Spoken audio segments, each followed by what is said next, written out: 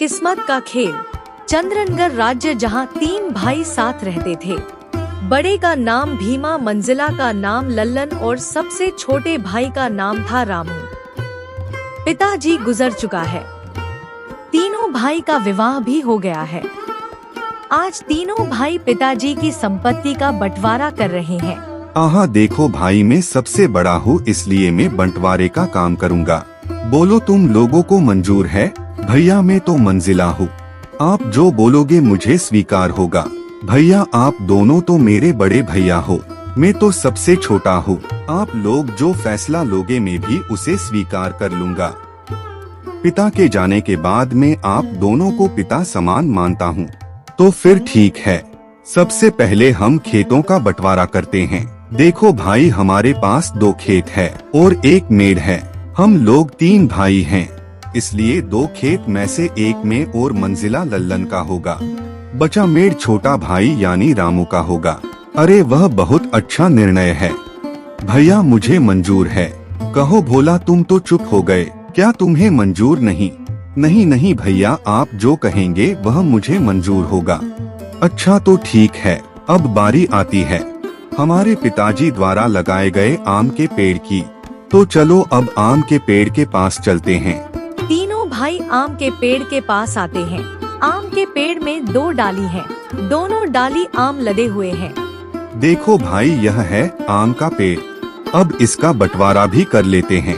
देखो इसमें 2 डाली हैं और 1 जड़ है। इन दोनों डाली में से 1 डाली मेरा होगा और 1 लल्लन का और जड़ रामू का होगा। बहुत अच्छा भैया, यह फैसला भी मुझे मंजूर है। आप लोग तो बड़े हो, मैं तो सबसे छोटा हूँ। भला मैं आप लोगों की बात कैसे टाल सकता हूँ? मुझे भी मंजूर है भैया। तो फिर ठीक है। अब तीनों भाई घर के पास आते हैं। अब घर का बंटवारा भी होना है। अब बारी आती इस घर की। इस घर में 4 कमरे हैं और 1 छत है। 2 कमरे मेरे होंगे और 2 लल्लन के, और जो छत बची है वह रामू की है। भीमा के इस फैसले से रामू बहुत दुखी हो जाता है, फिर भी बड़े भाई का फैसला मानकर कुछ नहीं कहता है। इस तरह घर का बंटवारा भी पूरा हो जाता है। अरे भैया, खेत, पेड़ और घर के बाद और एक जरूरी चीज तो आप भूल ही गए। अरे लल्लन, वह क्या जरूरी चीज है जो मैं भूल गया हूँ? क्या तुम मुझे याद दिला सकते हो? भैया, पिताजी ने हम तीनों भाइयों के लिए कुछ जरूरी रुपए भी तो छोड़ के गए हैं। जरा रुको, मैं अभी लेकर आता हूँ। बड़ा भाई भीमा घर के अंदर से एक मटका लेकर आता है, जिसमें कई सिक्के भर थे और उनमें से कुछ पुराने जमाने के सिक्के थे। देखो भाइयों, इसमें 2 प्रकार के सिक्के हैं। एक जो अभी वर्तमान में चल रही है और एक दादा के जमाने की है, यानी बहुत पुराने सिक्के हैं जो कुछ अजीब धातुओं के साथ बनाया गया है। तो भैया, आप इन सिक्कों का कैसे बंटवारा करेंगे? तो सुनो, अभी के जमाने में जितने सिक्के चल रहे हैं उनमें से मेरा और मंजिल भाई लल्लन का होगा, और जो सिक्के पुराने हैं, जो कि पुराने धातु से बनाए गए हैं, वह रामू के होंगे। देखो रामू, पुराने जमाने के सिक्के में सिर्फ 4 ही बचे हैं। तुम चाहो तो इन 4 सिक्कों को ले जा सकते हो। भैया, आप दोनों तो सारे रुपए पैसे ले लिए। अगर मेरे तकदीर में सिर्फ ये 4 ही सिक्के लिखे हैं तो मैं उसे स्वीकार करता हूँ।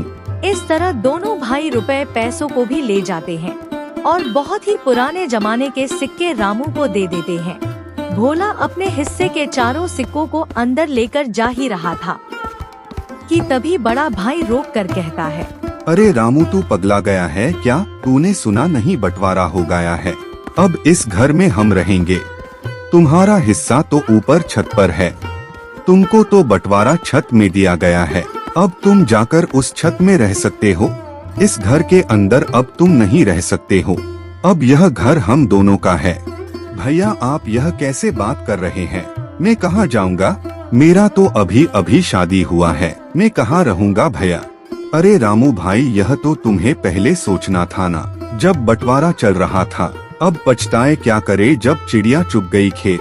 दोनों भाई ने रामू और उसकी पत्नी को धक्के मारकर घर से बाहर निकाल दिया। वहीं दोनों पति पत्नी गांव के किनारे अपनी एक छोटी सी कुटिया बनाकर रहने लगते हैं। हे भगवान, ये हमारे साथ क्या हो रहा है। अब न घर का रहे न घाट के, कैसे चलेगा जीवन।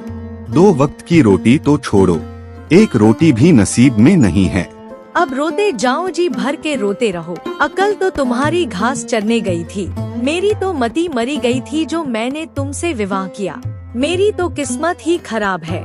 पद्मा, वह दोनों मेरे बड़े भाई थे। अब बताओ भला मैं उनसे कैसे सवाल जवाब करता। बड़े भाई बोलकर तुमने कुछ ज्यादा ही इज्जत दे दी। देख लिया नतीजा, अब भुगतो। पद्मा, अब बस भी करो, और कितने ताने मारोगी। अच्छा, तुम्हारे बड़े भाइयों ने तो छोटे भाई के लिए कुछ नहीं सोचा, सब कुछ तो रख लिया। तुम्हारे हिस्से में क्या दिया है? खेत के नाम पर मेड़ दिया है, और पेड़ के नाम पर जड़, और घर के नाम पर छत दी है। पैसे के नाम पर आदम जमाने के 4 सिक्के दिए हैं। अब छोड़ो उन बातों को। चलो, छोड़ दिया। अब बताओ आगे का क्या करोगे, क्या खाओगे, कुछ बताओगे मुझे? अब मैं क्या करूं पद्मा, अब तो मेरे पास कुछ भी नहीं है। मैं एक काम करता हूँ, मुखिया जी के पास इन पुराने सिक्के को लेकर जाता हूँ। शायद इन पुराने सिक्के की जगह कुछ नए सिक्के मिल जाएं। रामू बड़ी उम्मीद लेकर उन सिक्कों को मुखिया के पास ले जाता है। अरे रामू, तुम यहाँ बताओ क्या काम है। मुखिया जी, मेरे पास बस ये 4 सिक्के ही हैं। क्या आप इन सिक्कों को बदलकर कुछ नए सिक्के दे सकते हैं? अरे रामू, ये सिक्के बेकार है, अब ये सिक्के नहीं चलते हैं। भला तुम्हें इन सिक्कों के बदले कौन पैसे देगा? सच में तुम बहुत भोले हो। फिर रामू वहाँ से वापस आ ही रहा होता है कि तभी वह एक आदमी आता है और बोलता है, अरे भाई, ये सिक्के तो बहुत कीमती है, मैं तुम्हें इनके बदले बहुत सारा धन दिलवा सकता हूँ, क्योंकि आज के जमाने में ये सिक्के कहीं नहीं मिलते हैं। इसे राजा साहब बड़े ही अच्छे मूल्य देंगे। अच्छा भैया, बहुत बहुत धन्यवाद आपका। फिर वह राजा के पास से सिक्के के बदले में सोने के सिक्के के आते हैं। पद्मा, देखो मैं धन भी ले आया, लेकिन अब मुझे समझ आ गया है, मैं अपने भाइयों को सबक सिखाएं। रामू जाके उस खेत की मेड़ भी तुड़वाने लगता है जो उसके हिस्से में आई थी। फिर ऐसे ही वह पेड़ की जड़ भी काटने लगता है। तभी वहाँ दोनों भाई आकर बोलते हैं, अरे छोटे, हमें माफ कर दे, हमने तेरे साथ बहुत गलत किया।